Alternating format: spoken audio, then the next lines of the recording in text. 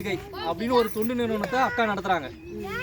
நம்மளை பற்றிலாம் பார்த்தாங்க, நம்ம பிள்ளைங்களுக்கு ஏதாச்சும் செய்யணும், தொடர்ந்து செய்யணும் அப்படின்னு நினச்சி இப்போதைக்கு அவங்க அவங்களுக்கு தெரிஞ்ச நண்பர்கள் மூலமாக அப்பார்ட்மெண்ட்டில் கிடைக்கிற நல்ல நல்ல துணியெல்லாம் கொண்டு வந்திருக்காங்க. பிள்ளைங்களுக்கும் சின்ன சின்ன டாய்ஸ்லாம் பொம்மையெல்லாம் கொண்டு வந்திருக்காங்க. அது அவங்க கையாலே கொடுத்துட்டு போகணுன்னு தான் வந்திருக்காங்க. ஸோ இனிமேல் அடிக்கடி வருவாங்க. எனக்கு கொடுத்த ஒத்துழைப்பு அக்காவுக்கும் தரணும், லீமா அவர்களுக்கும் தரணும். தருவீங்களா? எல்லாரும் சேர்ந்து ஒரு கைத்தட்டி வர வைக்கலாமே.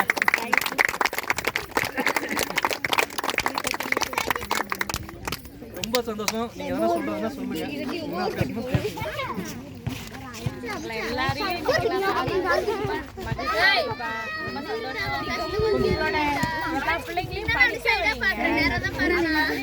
உங்களுக்கு ஏதாவது சுய தொழிலா கைத்தொழிலா ஏதாவது தெரிஞ்சுக்கணும், நான் இதை பண்ண இன்ட்ரெஸ்டா இருக்கேன் அப்படின்னா நீங்க சார்கிட்ட சொல்லலாம்.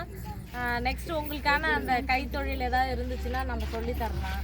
சரிங்களா? ஏன்னா உங்களுக்கு என்ன, நீங்க என்ன பண்ணிட்டு இருக்கீங்க? என்ன வேலை பார்க்குறீங்க? அதான் என்ன மாதிரி சுய தொழிலா ஏதாவது நீங்க கத்துக்கணும்னு நினைச்சீங்கன்னா என்ன மாதிரின்னு எனக்கு சார்கிட்ட சொல்லுங்க. ஸோ எல்லா பெண்களும் சேர்ந்து உங்களுக்கு அந்த சுய தொழில் வீட்ல இருந்தே நீங்க பண்ணி அதை நான் விற்கிறதுக்கும் நாங்க ஹெல்ப் பண்றோம். சரிங்களா? ஏன்னா ஒருத்தவங்கள்ட்ட போய் கூலி தொழில் பண்றது தப்பு இல்லை, ஆனா நமக்கும் சுய தொழிலா தெரிஞ்சுக்கிட்டா நம்ம இன்னும் நிறைய இம்ப்ரூவ் ஆகலாம்ல. அந்த மாதிரி தயவு செய்து நம்ம பிள்ளைங்களையும் படிக்க வைங்க. படிப்புக்கான ஒரு நாளைக்கு இருக்குது, ஒரு நாளைக்கு இல்ல. கரெக்ட். நீங்க சொல்ற மாதிரி எங்களுக்கு எல்லாம் ஒரு ஏற்பாடு பண்ணீங்கன்னா ரொம்ப நல்லது. அதான் நீங்க என்ன மாதிரி உங்களுக்கு இன்ட்ரெஸ்டடா இருக்கு, ஒவ்வொருத்தரும் தனித்தனியா சொல்லக்கூடாது. இவ்வளவு பெண்கள் இருக்கீங்கன்னா ஒரு தொழிலை சொல்லுங்க, அவங்களுக்கு கத்து கொடுக்கறதுக்காக நான் அழைச்சிட்டு வரேன். அடுத்து அவங்களுக்கு என்ன பண்ணணுமோ அதை நாங்க பண்றோம்.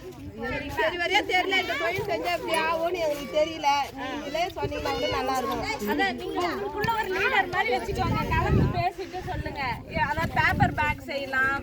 அதுக்கப்புறம் உங்களுக்கு யாருக்காவது டெய்லரிங் இன்ட்ரெஸ்டட்னா டெய்லரிங்ல ஒரு 10-15 பேராவது வேணும் கத்துக்கிறவங்களா இருந்தா. ஏன்னா 1-2 பேருக்காக இவ்வளவு தூரம் சொல்லி தர மாட்டாங்க.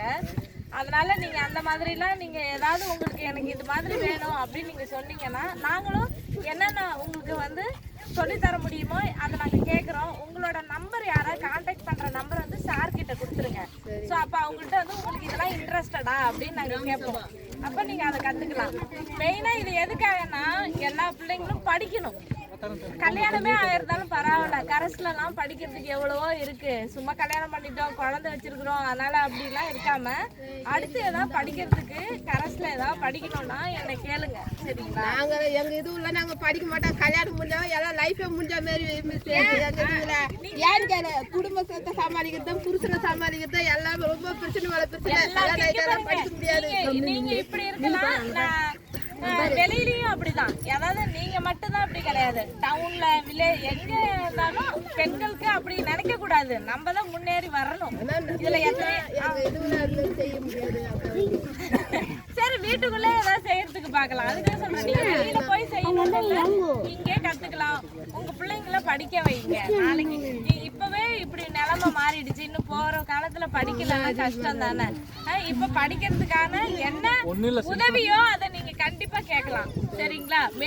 மேற்படிப்பா நாங்க படிக்க வைக்கிறதுக்கு நாங்க ஏற்பாடு பண்றோம். ஆனா நல்லா படிக்கணும். அதான் முக்கியமா வந்தது காரணம். காலேஜ் லெவலுக்கு உங்க பிள்ளை போகணுமா வேணாமா? போனா சரி சார், நீங்க படிச்சீங்கன்னா நிறைய அரசாங்க வேலை எல்லாம் இருக்கு. சோ நீங்க படிங்க. சரி, நம்ம ஆரம்பிச்சிடலாம். சரி, லீமா அவங்க துணிலாம் கொண்டு வந்திருக்காங்க. அவங்க நான் பிரிச்சு காட்டுறேன் யார் யாருக்கு என்னன்னு.